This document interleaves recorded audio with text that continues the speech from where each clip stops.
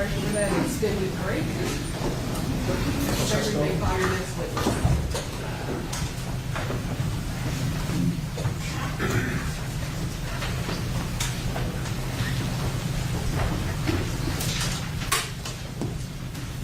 And I'll remind you that you're still under oath. Yes, sir.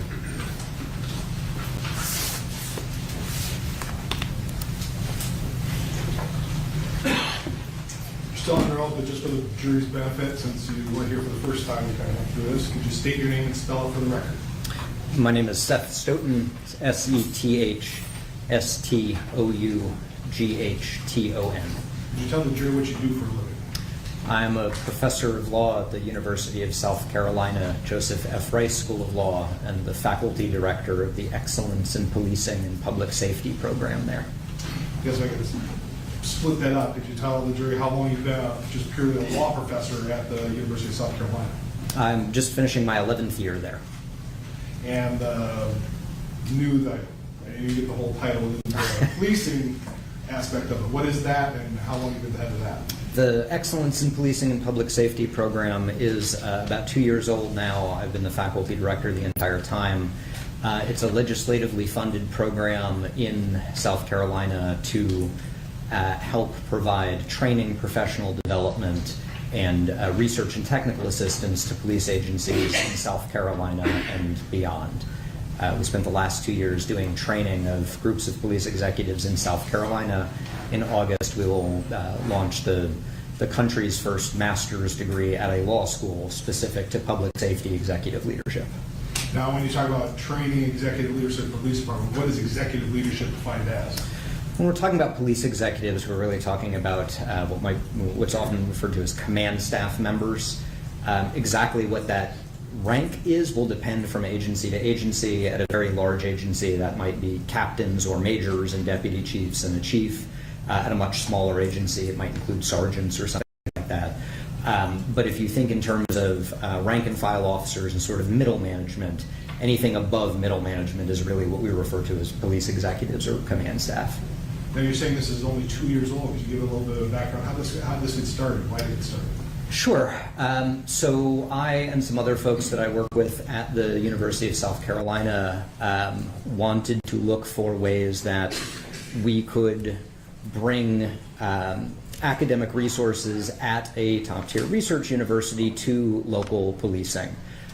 We already had pretty good relationships with local agencies on an individual basis. I do a lot of work with specific agencies, either assisting them with research needs or asking them to assist me with research needs. But we wanted to do something to sort of institutionalize and formalize that. In South Carolina, there is no executive level training, no professional development for police officers. We end up sending our police executives out of state to programs like the FBI's National Academy, and we wanted to develop some in-state capacity for that to help support the state and the community. So that started. Those discussions started about 4 years ago. We spent about 2 years putting together proposals and sort of refining what exactly we would be doing before getting the initial block of legislative funding in, I guess it was October of 22, and really launching in operations in January of 23. And so you've been part of that process since the inception. Working, who else are you working with? Is it just purely the university, or is it other entities in the state of South Carolina?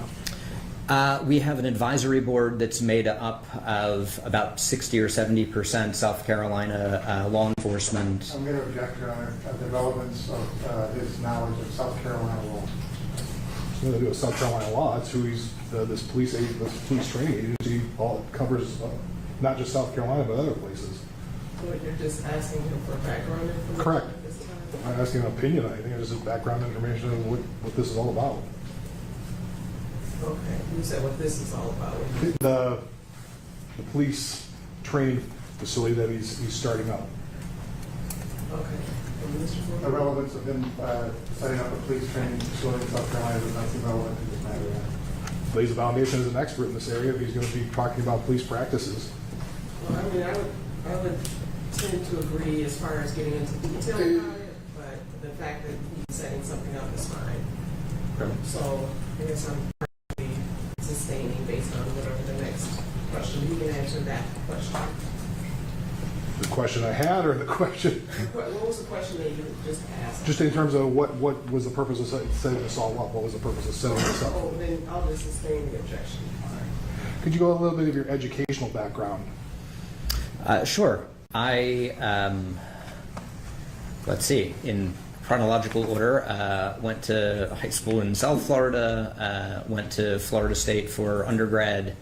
I'm a little slower than the average bear, so it took me 10 years to get a 4-year degree. I went from there to the University of Virginia for law school, and that's it for formal education. Okay. Now, in terms of after graduating the University of Virginia Law School, did you become a law professor right away? No, not right away. I spent a year clerking, working for a judge. I was set to go back to a law firm in Charlottesville, but had the opportunity to do what's called an academic fellowship.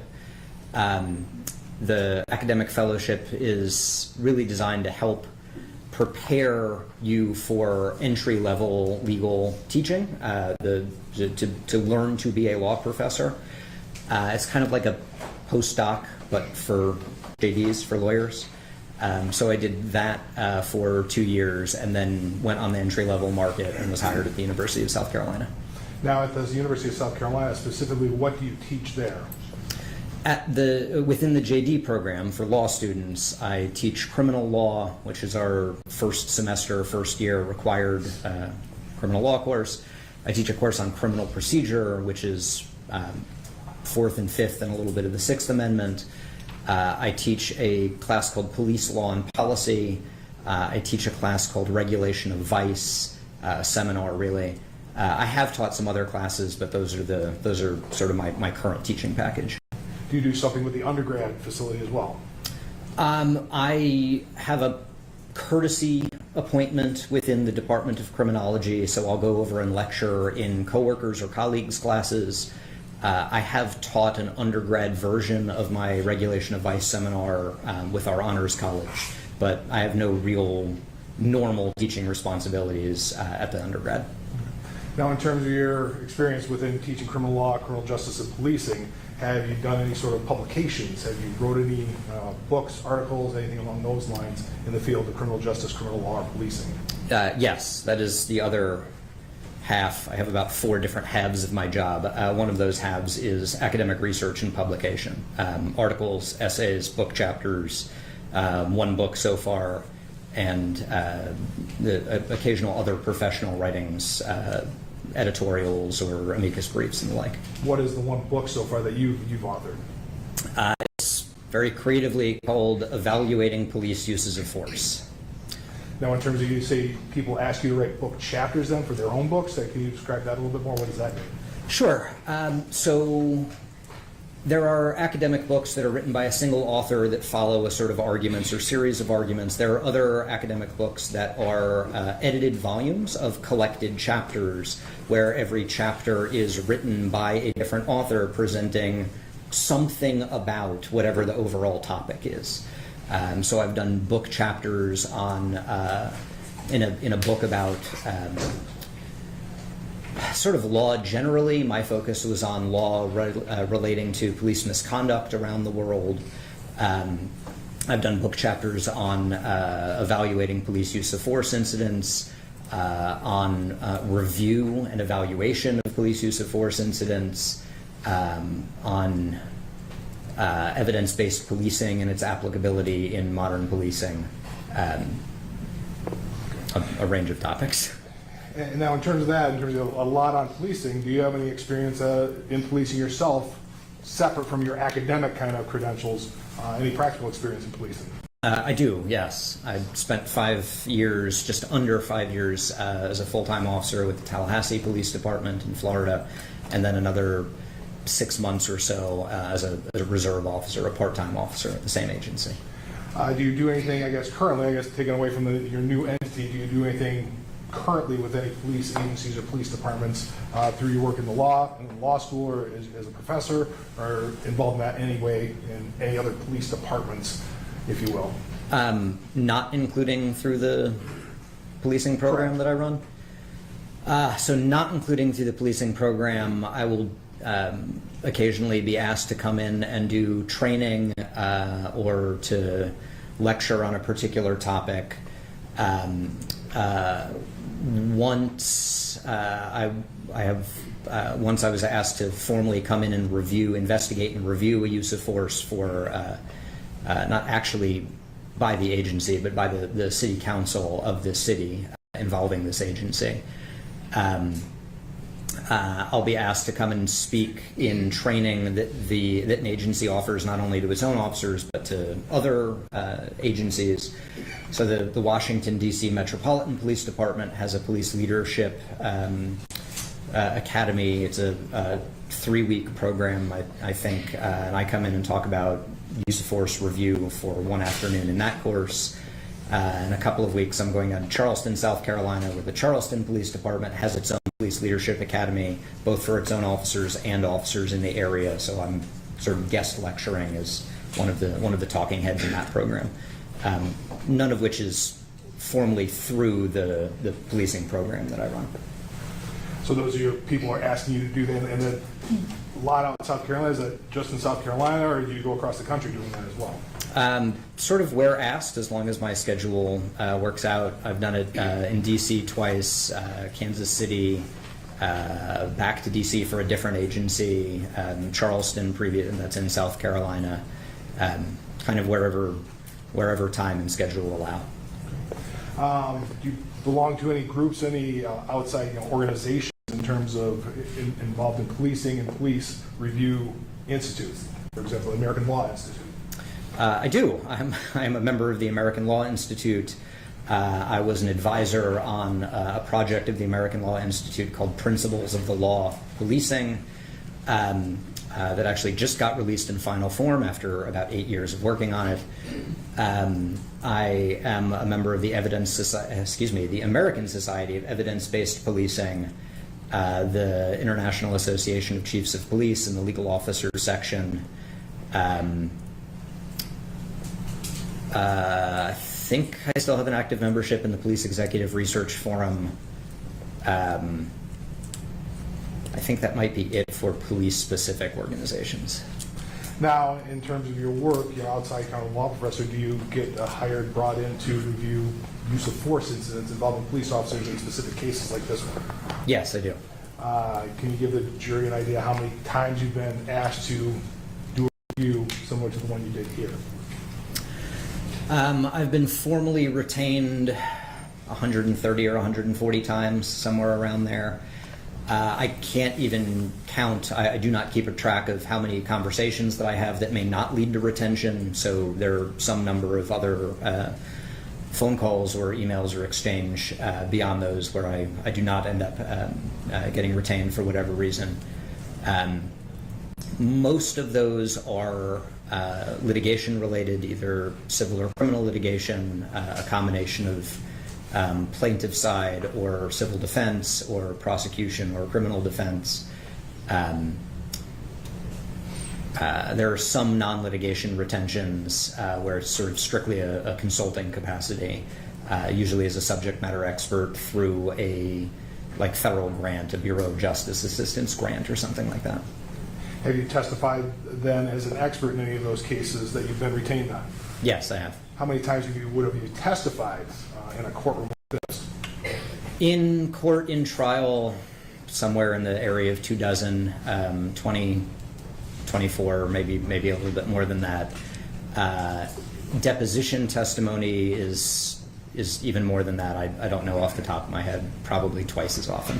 And in those instances you testified, you've been qualified as an expert in use of force and police practices? Yes, I have. I'd move for this time to have him introduce his testimony, introduced as an expert in use of force and police tactics, or police practices, excuse me. Not to those areas, John. All right, so he shall be considered an expert in those fields. Can you give the jury an idea of approximately when did you get involved in this case and what goes into getting involved? What did you review when asked to review a police use of force case like this one? Yes, you're asking me the hard question, which is about timeline. I don't even remember the timeline that I got involved. I could try and look at my retention agreement. That would remind me, but it would be right around there. So I don't advertise as an expert. I don't have a website or business cards. I basically get emails or phone calls from other folks who have passed my name around. I forget if the initial contact here was an email or a phone call, but it was one of those things that asked to set up a conversation about whether I could be potentially useful in this case. Now, in terms of when you decide to take on a case, what is your process? What do you do? What do you look at? So the first and most important thing that I look at is whether I am an appropriate expert in the case. There's a lot in policing. There's a fair amount in policing where I wouldn't want to be testifying about technical expertise in an area that is not covered by my research or experience. With tactics and use of force, those cases are pretty sound. That's well within my wheelhouse. Sometimes with other cases, that's an easy way for me to weed out retentions. Probably the next thing is looking at my schedule and making sure that I can do the work that needs to be done in the timeline that it needs to be done on. Sometimes that will involve a preliminary review where I look at maybe 20 minutes of worth of material, a short video or something like that. We did not do that in this case, as I recall. I think we had a preliminary discussion and then engagement, and then I'd actually start the review. I get the body of material that is shared with me and start the review process. Now, before we get into it a little bit more, you talk about tactics and use of force being kind of in your wheelhouse. Could you describe to the jury what you mean by, first off, what are tactics? What are tactics that are in your wheelhouse? What do you mean by that? Sure. In the policing context, tactics are how officers navigate and mitigate potentially risky situations. It's the decisions, the procedures that officers use to help keep themselves safe, and because they are safer, the community members that they're interacting with are also safer. There are a couple of different definitions of tactics, but they all come down to making a decision to balance competing priorities in a way that allows officers to achieve whatever the police mission is in that individual interaction in the safest manner that the situation allows. There are a bunch of different kinds of tactics. I'm sure we can get into some of that, but sort of as an overview, tactics are just how officers manage risk and prevent risk from escalating to the point of being a threat, or a threat from becoming a full-blown actual injury or harm of some type. And what about the use of force? You kind of separate that out. What does use of force mean to you in this aspect? Yeah, in the way that I'm using that term, use of force is really about the application of coercive physical force. So the easy one is shooting someone, punching someone. Sometimes you'll get some different definitions where use of force might be just communication. When I'm talking about use of force, I'm talking about hands-on physical engagement with someone, either with weapons or without weapons, the use of coercive physical force.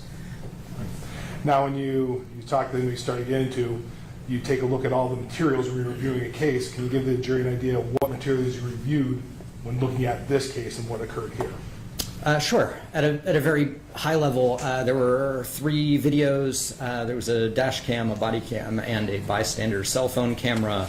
There was an investigation and documents related to an investigation. There were some agency policies and procedures, some training documents. I can probably get more detailed if needed, but that's an overall summary. And so you take a look at, you get all that together. Now, in this instance, I also want to clarify, this was kind of a joint report with Nick Bloomfield, correct? It was, yes. How do you do a joint report? How is that different? Is that something you normally do? It's not common, but it's not uncommon either. I've had a couple of cases now where I've done a joint report with another expert. The process does not really change at all. The only thing that changes is after we review the materials and develop opinions is coming together and make sure that the report that we submit has opinions that we both agree to, and that we don't have any internal points of disagreement that would require an addendum or additional reporting indicating our points of disagreement. So, for the jury's benefit, you get a look at the body cams, you get all the materials, the investigative materials. Could you give them an idea, what do you look for? Okay, what is going through your mind in terms of reviewing a force? You know, what happened here? What criteria do you use, I guess? Sure. So the first thing is I have to know what actually happened, right? So the first thing that I do is review the materials to get an understanding of the facts. It's a little simplistic to say I watch the videos and read the reports. It's a little bit more like I watch the videos, I read the reports, and I compare them to each other to identify points of consistency or inconsistency, to identify where there are still lingering questions that the body of evidence doesn't actually solve, to identify discrepancies or issues where two different witnesses might say two different things, right? As an expert, it's not my job to figure out who was telling the truth or figure out which discrepancy is accurate or which piece of evidence in a discrepancy is accurate or inaccurate. So normally what I do in cases like that is I just make note of this discrepancy and say, hey, there is, this person said X, this person said not X, right? Said something different. Once I have an understanding of the facts, then I try and identify what the different decision points were. That is, where an officer made a decision. And as you can imagine, there might be dozens of those decisions that an officer makes over the course of an encounter, right? With each decision, I'm looking at the decision to see whether the decision, and that might be a tactical decision, it might be an enforcement decision, like do I stop this person and chat with them or not? It might be a use of force decision. What I'm looking at is whether that decision was consistent or inconsistent with generally accepted principles and practices in policing. Does it meet that sort of professional degree of commonality that we expect professional officers to be able to meet? Can you go into that a little bit more? What exactly is generally accepted police practices, and what does that mean to you and for the jury's benefit? Sure. Again, this is a little colloquial, but when we're talking about generally accepted principles and practices, and I can define those two things separately, if you went to a reasonably well-trained officer at any agency pretty much anywhere in the country, and you said, is this more or less the way you do things? If they say, yeah, that's more or less the way we do things, that's probably a generally accepted practice or generally accepted principle. This is a little bit tricky in policing because we don't have a single authoritative body in policing that sets out what generally accepted principles and practices are, right? In accounting, there's something called the generally accepted accounting principles, and all accountants have to use that. We don't have that in policing. We have about 18,000 different police agencies across the country, some very, very small, some very, very large. So when we're trying to identify generally accepted principles or practices, we're asking what has sort of bubbled up from below. What do all of these agencies, what do officers do? What is common and generally accepted as the standard for professional policing across agencies? You can find information about generally accepted practices reflected in an agency's policy manual. You can find it in statements or publications by police organizations like the International Association of Chiefs of Police, or the Police Executive Research Forum, or the National Police Foundation. But it's not authoritative because the International Association of Chiefs of Police said it. It's easier to flip that and say the reason that the International Association of Chiefs of Police is saying that in something like a national consensus policy or national consensus paper on use of force is because it is so common that it is generally accepted. Now, can you get into a little bit in terms of what factors do you consider when you're looking at an incident? What are the factors as an expert you consider when reviewing tacticals or police use of force? What are some of the factors of Sure. taking into account everything? The ultimate question for tactics when I'm reviewing them is really what are the tactical risks of what the officer is doing, and what is the benefit of what the officer is doing, right? Officers, as one resource puts it, officers work in risk soup. They're constantly in situations that are dynamic and maybe uncertain. So they have to make this series of decisions without fully accurate information. So what risks do they take? And what risks do we say those are not professionally appropriate risks anymore? As that phrasing sounds like, it's very, very heavily fact-dependent, right? There are situations that will absolutely justify officers putting themselves in grave harm, like an active shooter situation where we now train officers to run in and identify that active shooter to deal with the situation. There are other situations where that degree of risk-taking would be inappropriate or unjustified, right? Where we don't want officers to unnecessarily take risks. And the way we determine whether an officer is taking a risk appropriately, professionally, or unnecessarily is by basically looking at what's the tactical risk, what's the tactical benefit, putting those two things together, does it make sense? When I'm answering that question of does it make sense, that's not me as, Seth, thinking, do I think this makes sense? That's where looking at generally accepted practices, looking at generally accepted principles across policing, applying that framework. Does policing as an industry, does policing as a profession think that this is a professionally appropriate risk or not a professionally appropriate risk? Now you touched on it a little bit in terms of running into active shooters. What role does the threat against the officer play? Does that play a role in any of your analysis? Yes, it plays a huge role, particularly as we shift from sort of the tactical question to a use of force analysis. So when we're analyzing use of force, we're, again, looking to see what the officer is trying to accomplish, but there's a slightly different framework for that. So officers can use force to deal with imminent threats, and I can define that term in a second. But when they have a situation that does not yet amount to a threat, but might still become dangerous, it's a potential threat, that's what we refer to as risk. So as sort of a rule of thumb, officers use tactics to navigate risk. They use force to address threats.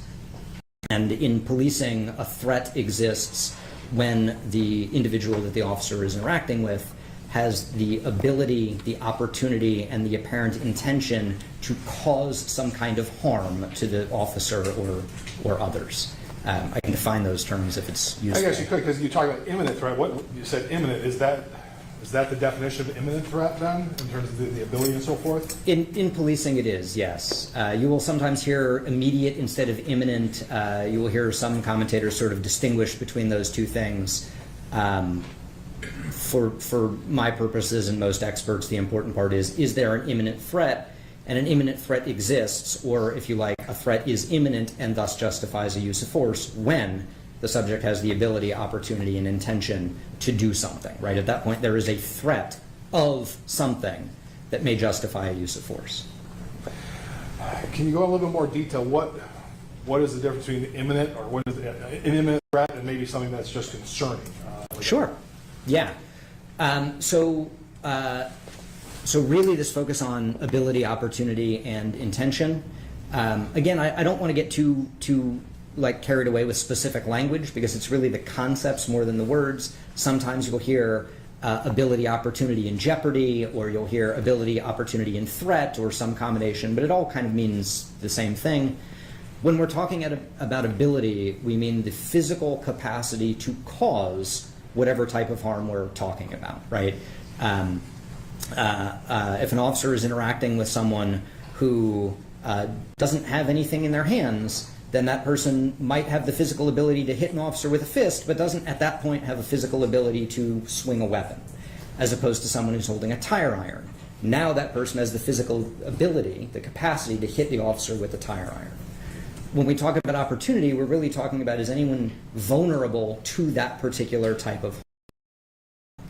If someone has that tire iron and they have the physical ability, but they're 60 feet away, they don't have any opportunity to hit anyone. They might if they get closer, but they don't yet. On the other hand, if they're within arm's reach of an officer, there is ability and there is opportunity to now use that tire iron as a weapon. The last prong is apparent intention. Does it look like the person is trying to do that thing, right? From the officer's perspective, does it look like the person is going to do that harmful act? So someone who has a tire iron that's within arm's reach of an officer, but they're chit-chatting on the side of the road while the guy changes a tire, might be a situation of risk. The officer could say, sir, why don't you put that tire iron down? Or the officer could back away and use distance as a tactical concept. Or the officer could interpose a vehicle between himself and the subject. But there's no threat because the subject doesn't look like they have the intention to use the tire iron as a weapon, as opposed to someone who is swinging the tire iron at the officer or cocking back as if to swing the tire iron at the officer. At that point, we have ability, opportunity, and intention, which means we have a threat that justifies the use of force. And so that use of force, it covers the spectrum in terms of could be throwing a punch all the way up to deadly force. It's kind of the same analysis then? It's exactly the same analysis. We're still looking for an imminent threat of something. And that's really important because there's no such thing as a threat. It's always a threat of something, a threat of escape, a threat of being injured, a threat of being seriously injured or killed or something like that. What's different with different types of force is the next sort of question. If there is an imminent threat such that some use of force is justified, then we ask, okay, what kind of force would be justified here? If it's a very high-level threat, it tends to justify a higher-level force. If it's a very low-level threat, then it justifies a very low-level force. In my world, this is referred to as proportionality, right? The use of the use of force has to be proportional to the threat. So the way that we do this analysis is first asking, what is the nature and severity of the officer's use of force? Then asking, what is the nature and severity of the threat that the subject presented, if any? And then once we answer those two questions, we weigh them against each other and identify the relationship between them to determine whether, as a matter of generally accepted principles or practices, policing would define that as proportional or not. And in terms of there's a reasonableness figure into that. Is that proportional? Is reasonableness and proportional the same thing, or is reasonableness a little bit different? Do you use that differently? It's effectively the same thing. Policing has adopted into its generally accepted principles the term reasonableness, which ultimately it sources from law, both Fourth Amendment law and state common law decisions. Incidentally, that's also where concepts of ability, opportunity, and intention come from. Those ultimately originate in common law doctrines related to assault, but policing as an industry has accepted those as the practices and principles within policing. So when you look at using the term reasonableness, does reasonableness come into play? You talked about intent, a motive, and opportunity with a person the force is used against. Does reasonableness pertain to the officer then more? Is that, do you use that distinction, if you will? Yes, I am looking at applying this framework. That is a framework that we use to analyze an officer's decision making, right? Is the officer reasonable? Is the officer consistent or inconsistent with generally accepted practices? We have other frameworks to assess the other person, right? We might ask, did the other person commit a crime, for example, by doing whatever they did to the officer? But the frameworks that I'm talking about, and my role as an expert, I'm analyzing police actions, not subject actions. So I guess getting kind of to the meat now in terms of looking at this incident specifically. Did you come to any conclusions in terms of different types of actions that were taken by the defendant during this interaction with Patrick? Yes, I did. I guess starting off the first thing, starting off with what happened at the beginning. What were your conclusions? So again, I'm looking at all of the decisions that were made. The sort of initiating decision here, the first level decision is the decision to stop the car, to initiate a traffic stop. Generally accepted in policing that when officers have reason to believe that there is a traffic infraction, that you can stop a car. My understanding is that there was an improperly displayed license plate on the car. That's a traffic infraction. So stopping a car for that reason is consistent with generally accepted principles and practices in policing. So a reasonable officer in that circumstance would have done the same thing? Yes. What about your next analysis? I believe the next opinion related to Officer Schurr's attempt to grab Patrick after he got out of the car and began to walk away. That use of physical grabbing, it's a use of force. it's a relatively low-level use of force, comparing, again, the nature and severity of the officer's use of force, which is relatively low risk. That is, when we're identifying nature and severity of force, we're really looking at what is foreseeably likely to happen, and just grabbing someone is not foreseeably likely to do very much, so it's a fairly low-level use of force. Nature and severity of the threat that Patrick's actions presented there. He's walking away. There's a threat of escape or evasion. So balancing those two things together, grabbing someone who's attempting to walk away is perfectly consistent with generally accepted principles and practices in policing. So a reasonable officer in the same circumstance would have done that? Sure. What about the decision to chase him around the car? What about that? That's where we start to run into issues. So they run around the back of Patrick's vehicle and then past the front of the vehicle, sort of along the sidewalk into that driveway area. This creates some tactical concerns. And the reason it creates some tactical concerns is because there is another individual in that car. And in policing, the goal is not just catch whoever runs away. The goal is to do so safely and efficiently. And if you run past a car, you don't know what else is going on with that individual in the car, what else they may be doing with any evidence that might be in that car. So if one person goes hightailing off and you chase them, you may miss the fact that the other person is taking all of the evidence out of the car and walking away and dumping it somewhere. You also expose yourself to some unnecessary tactical risks. When you run past the car and now you have the other individual in the car at your back, you have no idea what they're doing because you're so focused on the individual that you're chasing. And that gives them an opportunity to, put it bluntly, get out of the car and attack you in a direction that you were not expecting. So going back to that sort of tactical framework, the tactical benefits of chasing someone are not nothing, right? There is some tactical benefit that I could chase someone and maybe grab them. But the tactical risks of doing so are substantial. And for that reason, there's generally accepted guidance in policing that says if there are more people in the car and someone goes running, you stay with the car. There's a pretty good chance that you're going to be able to identify whoever ran by talking to the people in the car. That gives you the opportunity to collect any evidence in the car. And if you can identify them and collect evidence by talking to the people in the car, you just get a warrant and catch them later. Doesn't mean they get away scot-free. You just may get them, later that day or tomorrow or something. Now, when you say generally accepted police practice, specifically on foot pursuits, what is there anything, a background, if you will? What sort of things are you relying on to say that is a tactically bad decision Sure. for an officer? Yeah, so there's now a lot of guidance on foot pursuits, including from the International Association of Chiefs of Police, the Department of Justice, and others that have pointed out that foot pursuits are an indication not just that someone is trying to escape, but that someone is more likely to resist at the end of that foot pursuit. If they're already running, they may try and push you off of them. Or they may even be, direct violent or assaultive action toward the officer with their attempt to escape. So because of that reason, even ignoring someone else in the car, the general guidance in policing is that when you are chasing someone on your own, you do not actually want to catch them until you have another officer present, right? You want to keep them in sight until there are additional officers on scene so that, to put it bluntly, so it's not a fair fight, right? You don't want it to be a fair fight one-on-one. You want the officers to outnumber the person that they are attempting to take into custody.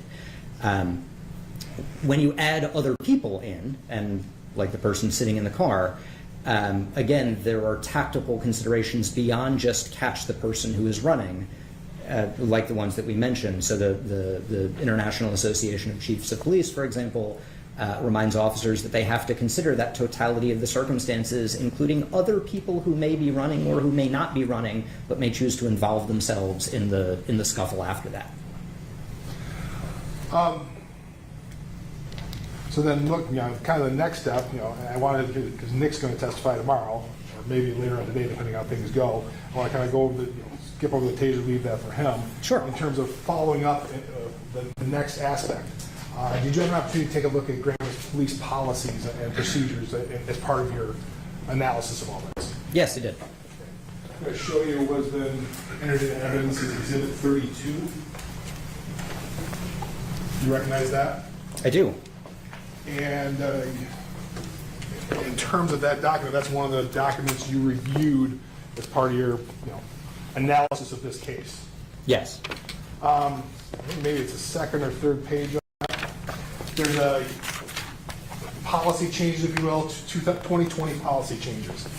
Yes. Got on page 3 or 4?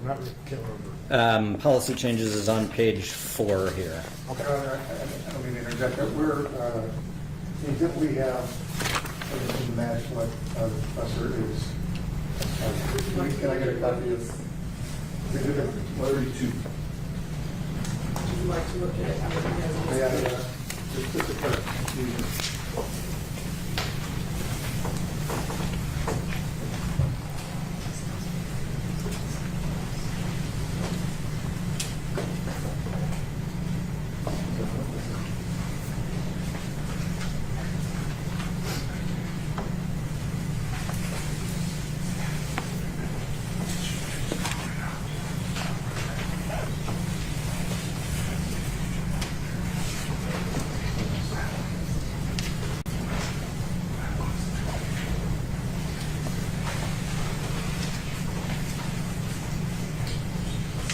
There. Thank you, I'm sorry. Reach the right spot. Thank you. So the 2020, there are some changes, I guess, in terms of 2020 in regards to police, specifically Grand Rapids Police policies and procedures, correct? Yes, that page says GRPD at the very top. GRPD use of force policy changes 2020. Now, in terms of the policy changes, was there any direction in terms of giving a warning before using deadly force? There is, this is number 3. Number 3 says require a warning before shooting, and then goes on MOP 9-1.64. Whenever reasonably possible, officers shall provide verbal directives before deadly force is used. Now, in terms of, you knew that, did that factor into your analysis in terms of when you're trying to make a decision on the use of force, the ultimate use of force that you're called in for in this case? Did that play a role in your decision? Sure, yeah. In sort of 2 ways, right? One, everything that I looked at factors in, right? Everything in the case file factors into the decision making, even if it ends up not being dispositive. In this particular case, one of the opinions that Nick and I developed after reviewing the materials is it would have been feasible in this case to give a specific warning about the use of deadly force prior to that use of force. And why is that? Why was it feasible, or why is that? Because there was time to do so. There are at least several seconds prior, even while Officer Schurr is reaching for and drawing his gun, that would have allowed for a specific warning about the use of deadly force. Now, in terms of that, you've talked about generally acceptable police practices. Does that also, this policy also reflect that, if you will, in terms of, is that something that's required now, or at least across the country? It does, yes. So it is certainly a generally accepted practice now that officers give a warning, and I want to emphasize when feasible, because the situation does not always allow for it, but that officers give a warning when a warning is feasible, when it is reasonably possible to give a warning. It's generally accepted in policing that they should give a warning prior to using deadly force. That actually got incorporated into generally accepted police practices after a Supreme Court decision in 1985 that sort of made the same point. Now, that was in a legal context, but police practices adopted it as a generally accepted principle or practice within policing.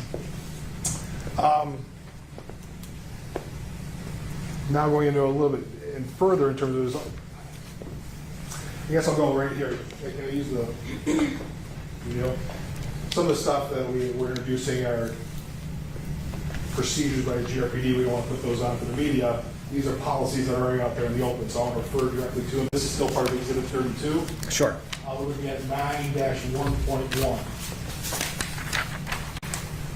Since you're here, looking at paragraph 3. Do you see paragraph 3? I do, yes. And this would be the use of force policy, if you will, for Grand Rapids Police. Yes, And you reviewed that. I did. What are your thoughts? As an expert, is this generally what's out there for other departments? Is this sufficient? Can you give an idea how this factored into your decision? So this is a pretty casebook reflection of generally accepted practices in policing. Policing limits the use of deadly force to those situations where there's an imminent threat of death or great bodily harm. Policing typically says that there are two ways that can happen. One is immediate, one is through escape, and you see both of them sort of outlined in B3 there.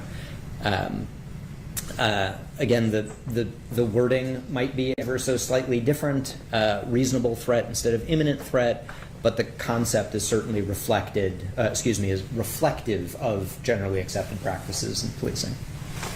Going down now to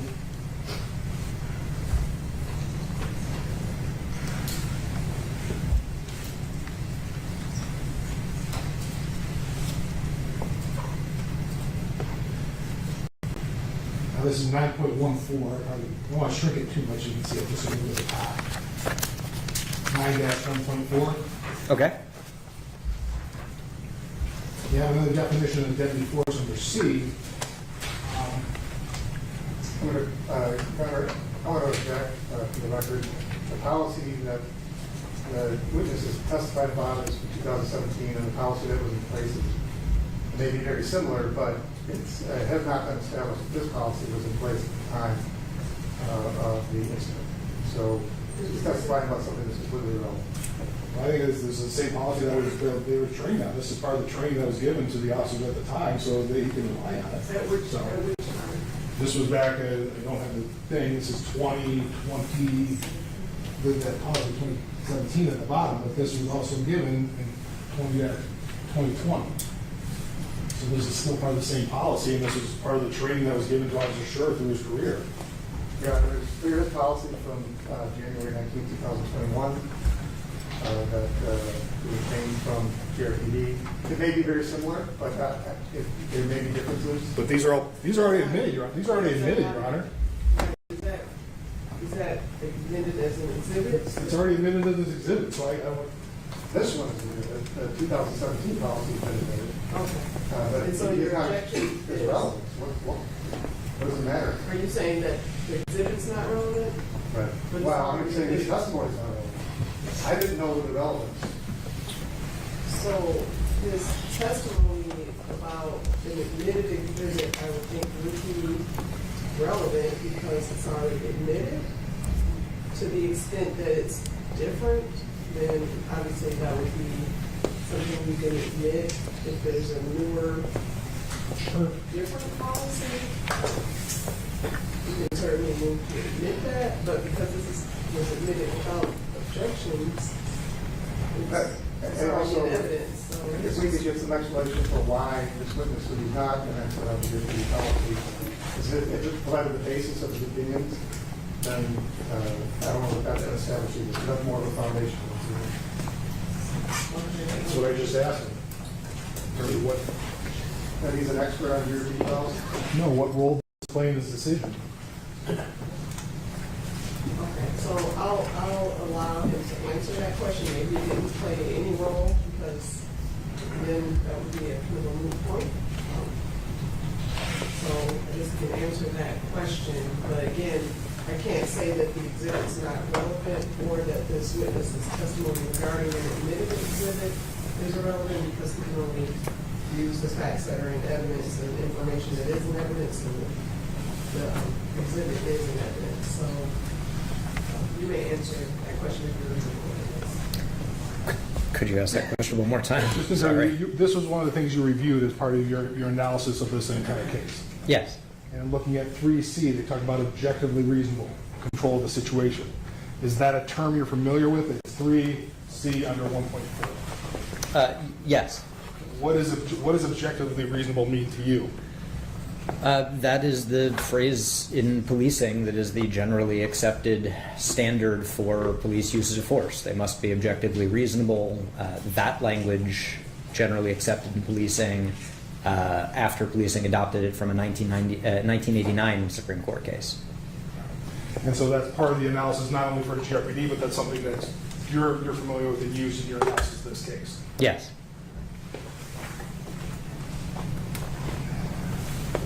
Once again, looking at, now we're down to 9.15. I'm sorry, what page are we on? And then the page there is just policy 9-1.5. Page 10 of the PDF, or the.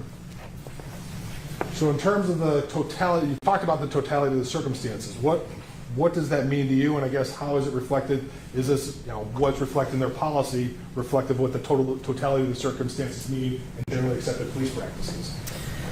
Yes. So totality of the circumstances here, when you're analyzing use of force, it means you look at all of the facts and circumstances that the reasonable officer on the scene would have been aware of, the facts and circumstances that were available for an officer to observe and draw conclusions from.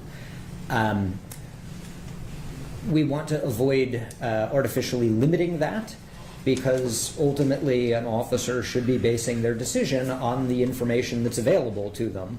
And there's some information that is maybe potentially relevant, and there is other information that's far more likely to be relevant, right? So for example, like the phase of the moon is not particularly relevant to a use of force. It might be relevant if it happened at night and we're talking about ambient lighting conditions. Ambient light is part of the totality of the circumstances.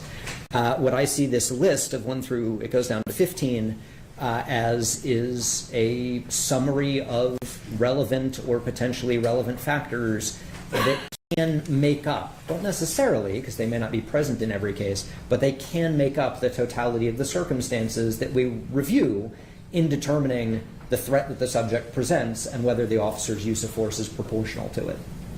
And so this listing here for Grano's policy is also what is used out in the generally accepted police practices as well.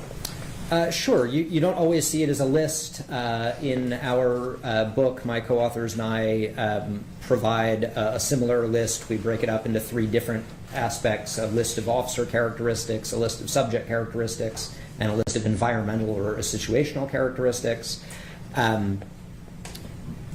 But they're all basically the same, right? I'm not saying like this exact list is something that you can find in every agency. But again, if you talk to officers at every agency and said, could this matter in the use of force analysis, they'll say yeah. And there's probably stuff that's not on this list of 15 that could also factor in to the use of force analysis, like ambient light conditions, which are not actually on the list. Why would ambient light conditions? That seems like kind of a random thing. It depends on what an officer can see or can't see, right? How well an officer can actually see what's going on and what conclusions they draw from either good visibility or limited or bad visibility. That can definitely matter. I think we got one thing going back to the 2020 changes, going back to I think page 4. Yes. The things we can't put on. Page 4, I'm there. Was there anything about reasonable alternatives being exhausted before use of deadly force? There is point 4 says require that all alternatives be exhausted before shooting, and the note is already in MOP 9-1 under escalation and de-escalation of force.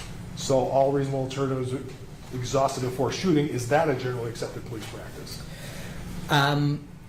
This one gets a little bit tricky. In most contexts, yes, but we have to be careful in how we define reasonable alternatives, right? In the context of a shooting, officers are presumably using deadly force to address a threat, as mentioned elsewhere in that policy, to address an imminent threat of death or great bodily harm. So we don't when we're talking about reasonable alternatives, we're not asking, is there something else that officers could have done? We're asking, is there something else that officers could have done that would have had a similar likelihood of addressing the imminent threat of death or great bodily harm? So as long as we sort of define what we mean by reasonable alternatives, yeah, that's fairly common. So ultimately, this comes down to the decision to fire on the cell phone video that you watched, correct? Yes. Can you give your idea? Was the decision with a reasonable officer similarly situated made that decision? Objection, Your Honor? Let's see. Can we approach? Yes.